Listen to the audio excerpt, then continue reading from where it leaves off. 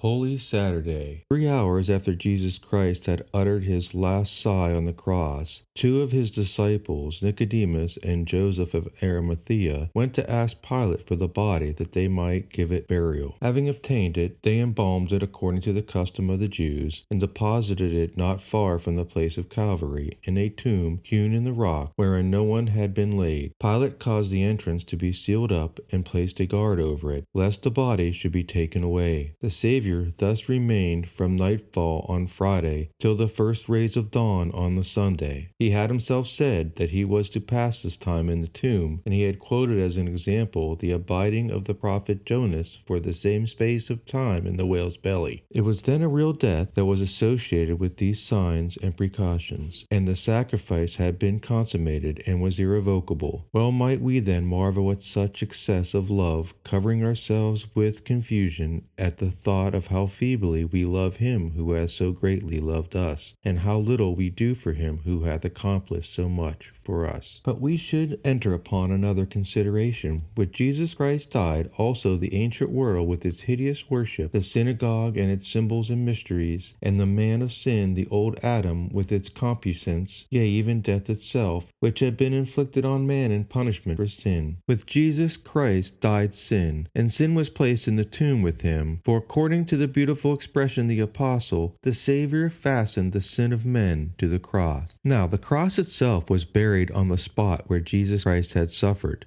as was the custom among the Jews, and was fully shown by the finding thereof in conjunction with those of the two thieves, 3 centuries later, by St. Helen, whence it follows that among us Christians, the disciples, that is, of Christ, and regenerated by his death, there ought never to lurk any shadow of Jewish superstition or pagan morals, any remnant of the old Adam or man of sin. Concupiscence, disorderly passions, and love of the world should no longer exist, but as the memory of a time that is no more. For we are buried together with him by baptism unto death, that as Christ is risen from the dead by glory of his Father, so we may walk in newness of life. For if we have been planted together in the likeness of his death, we shall be also of his resurrection. Knowing this, that the old man is crucified with him, that the body of sin may be destroyed, and that we may serve sin no longer.